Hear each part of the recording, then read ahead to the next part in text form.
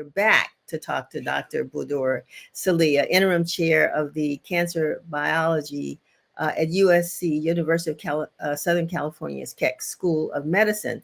And she's a nationally recognized scholar in translational genomics. We got to figure out what that is, but I'm so happy to bring on Dr. Salhia.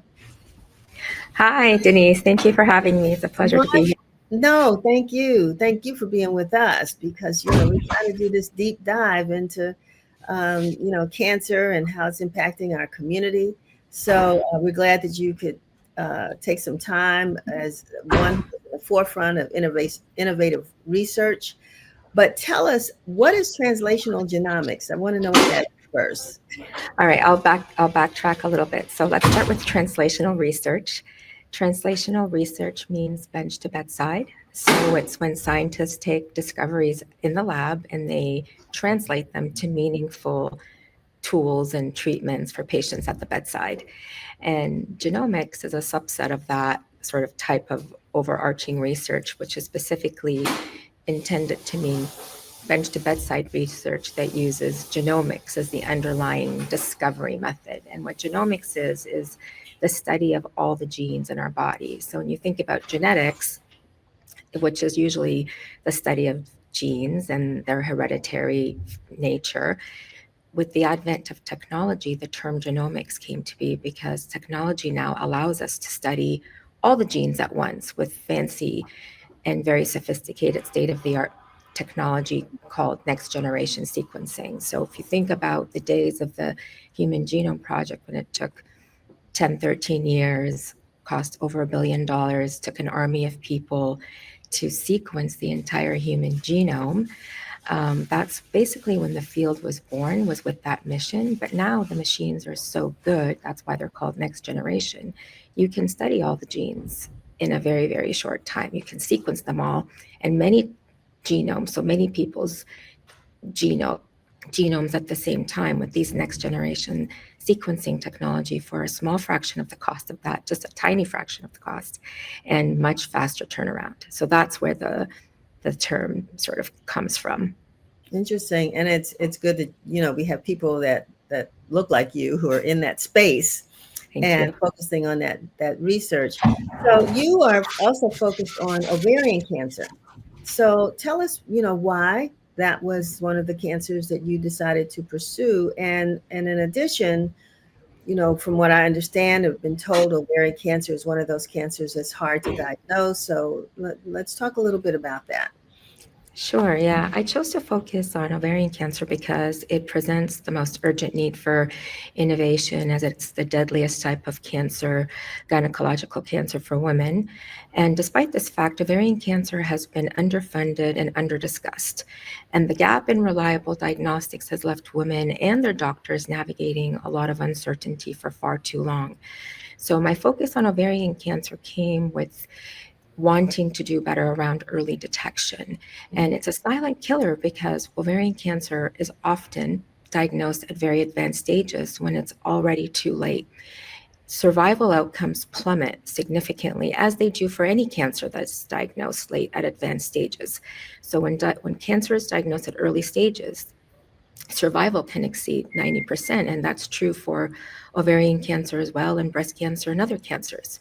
But when it's diagnosed at advanced stages, the diagnosis falls below 30%, and some statistics show you below 20%. So it's vital. But the problem of solving the ovarian cancer early detection has been an ongoing issue for many, many years in the field. It hasn't been solved. And there are a lot of reasons why that is the case.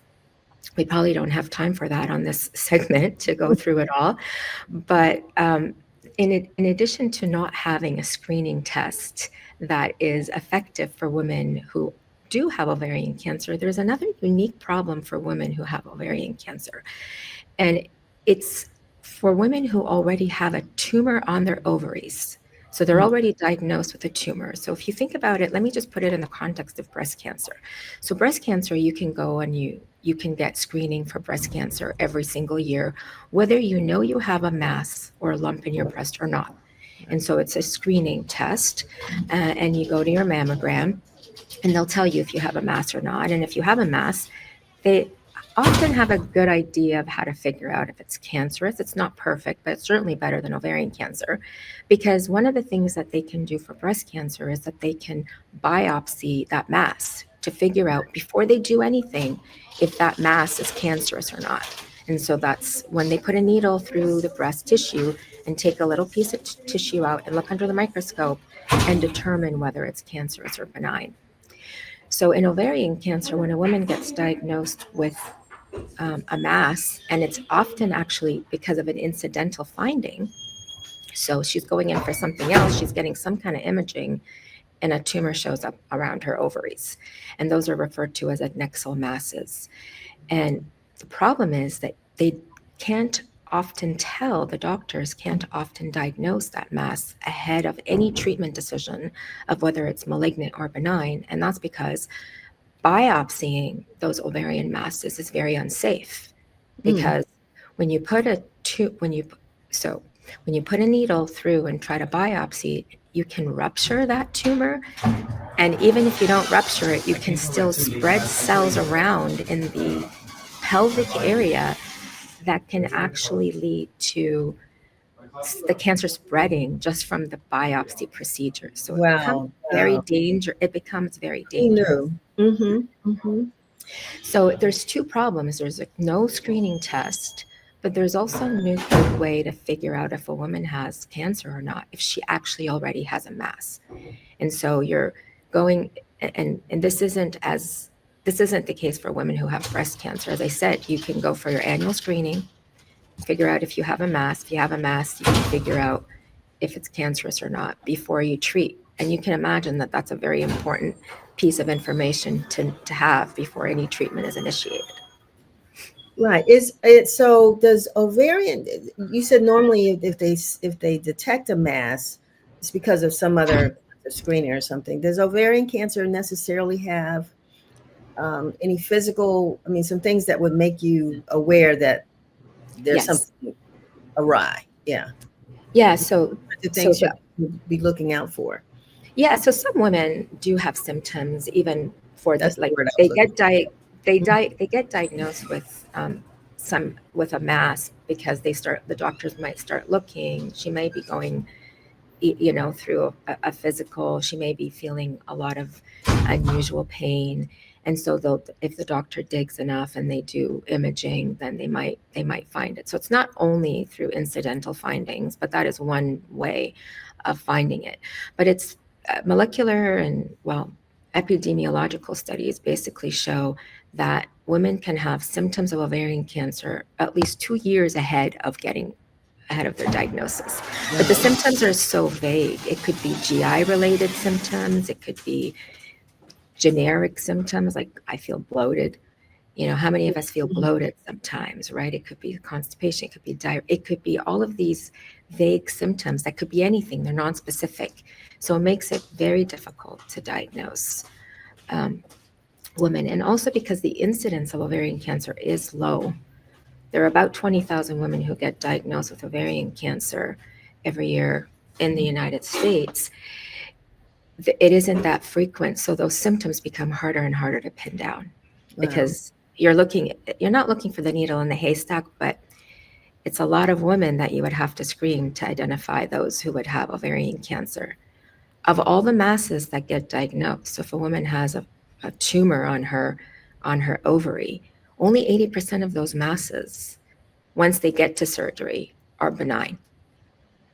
I mean, 20% are cancer, so 80%, the vast majority of them are actually benign masses. Right. Okay. All right.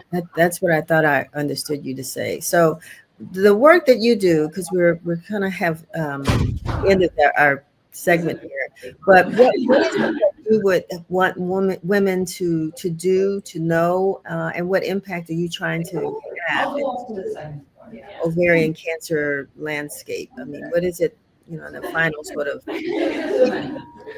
Yeah, the research that we've been doing is basically focused on developing diagnostic tools that can help us better determine if a woman's ovarian mass is malignant or benign ahead of surgery.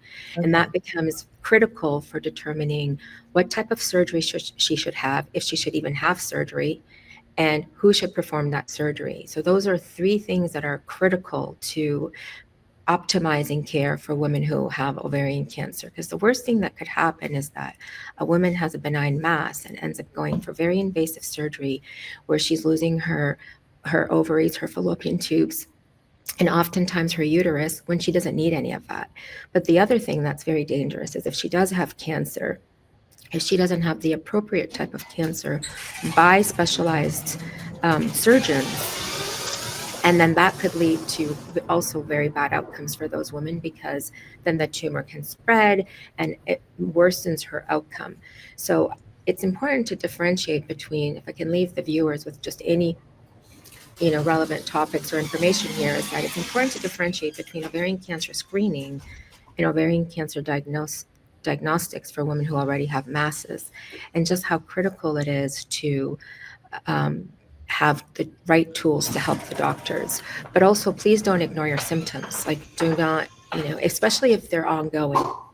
If that bloating isn't going away, if that abdominal pain isn't going away, insist that you want more information and have your doctors dig and dig and dig and dig until they can rule things out or rule things in. So don't underestimate these prolonged symptoms that you might have that you feel are nothing because it's just bloating, when it could actually be something like ovarian cancer.